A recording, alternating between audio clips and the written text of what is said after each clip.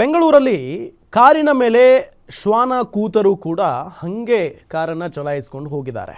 Hennur police ಠಾಣಾ ವ್ಯಾಪ್ತಿಯಲ್ಲಿ ಆಗಿರುವಂಥ ಘಟನೆ ಇದು. ಬೆಂಗಳೂರಲ್ಲಿ ಕಾರಿನ ಮೇಲೆ ಶ್ವಾನ ಕೂತರು ಕೂಡ ಕಾಮನ್ ಸೆನ್ಸ್ ಇಲ್ಲ. ಹೆಣ್ಣೂರು ಪೊಲೀಸ್ ಠಾಣಾ ವ್ಯಾಪ್ತಿಯಲ್ಲಿ ನಡೆದಿರುವಂಥ ಘಟನೆ ಇದು.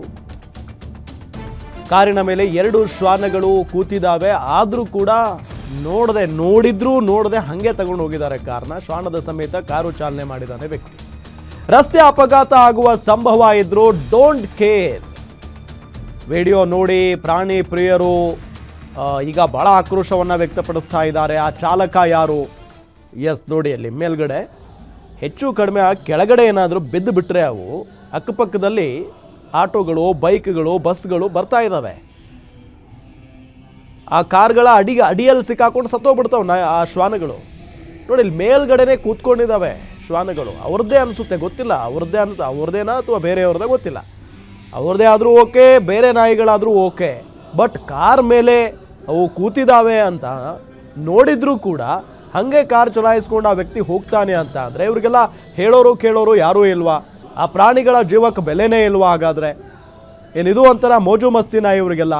ನೋಡಿ ಅಲ್ಲಿ ಮಾರ್ಕ್ ಮಾಡಿ ತೋರಿಸ್ತಾ ಇದ್ದೀವಿ 2 ಶ್ವಾನಗಳು ಹೆಂಗೂ ಕೂತಿದ್ದಾವೆ ಅಂತ ಹೇಳಿ. ಈತ ಸಡನ್ನಾಗಿ ಏನಾದರೂ ಅಪ್ಪಿತಪ್ಪಿ ಬ್ರೇಕ್ ಹಾಕ್ದ ಅಂದ್ಕೊಳ್ಳಿ, ಮುಂದೆ ಹೋಗಿ ಬೀಳ್ತವೆ ಆ ಕಾರಿನ ಅಡಿಯಲ್ಲಿ. ಡೀಟೇಲ್ಸ್ ಕೊಡ್ತಾರೆ ನಮ್ಮ ಕ್ರೈಮ್ ರಿಪೋರ್ಟರ್ ಗಿರೀಶ್ ಸಂಪರ್ಕದಲ್ಲಿದ್ದಾರೆ. ಗಿರೀಶ್, ಯಾವಾಗ ನಡೆದಿರುವಂಥ ಘಟನೆ ಇದು? ಎಲ್ಲಿ ಮತ್ತು ಆ ಕಾರು ಚಾಲಕ ಯಾರು? ಜೊತೆಗೆ ಆತನದ್ದೇ ಶ್ವಾನಗಳ ಇವು? ಡೀಟೇಲ್ಸ್ ಕೊಡ್ತಾ ಹೋಗೋದಾದ್ರೆ. ರಾಮ್, ಈ ಒಂದು ಘಟನೆ ನಡೆದಿರೋದು ನಿನ್ನೆ ಹಾಗೂ ಇವತ್ತು 2 ದಿವಸವೂ ಸಹ ಒಂದೇ ಘಟನೆ ರಿಪೀಟ್ ಆಗಿದೆ ಅಂತ ಹೇಳ್ಬೋದು.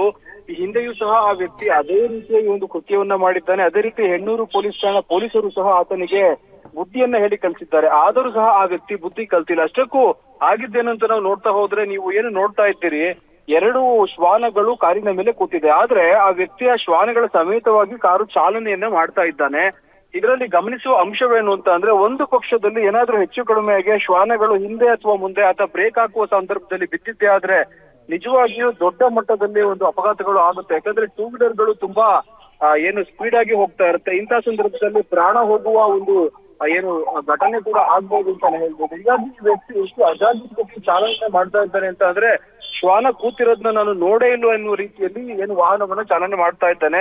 ಪ್ರಾಣಿ ಪ್ರಿಯರು ಸಹ ಸಾಕಷ್ಟು ರೀತಿಯ ಒಂದು ಆಕ್ರೋಶವನ್ನು ವ್ಯಕ್ತಪಡಿಸ್ತಾ ಇದ್ದಾರೆ. ಯಾಕಂದ್ರೆ ಮೂಕ ಪ್ರಾಣಿಗಳು ಅವು ತಿಳಿದೆಲ್ಲೇನೋ ಆ ಗಾಡಿ ಮೇಲೆ ಕೂತಿರ್ತವೆ. ಆದ್ರೆ ಈ ವ್ಯಕ್ತಿ ಅವನ ಕೆಳಗಡೆ ಇಳಿಸಿ ಕಾರನ್ನ ಚಾಲನೆ ಮಾಡ್ಕೊಂಡು ಹೋಗ್ಬೇಕು. ಆದ್ರೆ ಪಬ್ಲಿಕ್ ರಸ್ತೆಯಲ್ಲಿ ಈ ರೀತಿ ಚಾಲನೆ ಮಾಡ್ತಾ ಇರೋದು ಎಷ್ಟು ಸರಿ ಎಂಬ ಪ್ರಶ್ನೆಯೂ ಸಹ ಎದುರಾಗ್ತಾ ಇದೆ. ಒಟ್ಟಾರೆ ಈಗಾಗಲೇ ಪ್ರಾಣಿ ಪ್ರಿಯರು ಸಹ ಕಾರಿನ ನಂಬರ್ ಸಮೇತ ಠಾಣೆಗೆ ದೂರನ್ನು ದಾಖಲು ಮಾಡಿದ್ದಾರೆ. ಪೊಲೀಸರು ಯಾವ ರೀತಿ ಕ್ರಮವನ್ನು ತೆಗೆದುಕೊಳ್ತಾರೆ ಅನ್ನೋದನ್ನ ಕಾದು ನೋಡ್ಬೇಕಾಗಿದೆ. ರಾಮ್, ಓಕೆ, ಥ್ಯಾಂಕ್ ಯು ತಮ್ಮೆಲ್ಲ ಮಾಹಿತಿಗಾಗಿ ಗಿರೀಶ್.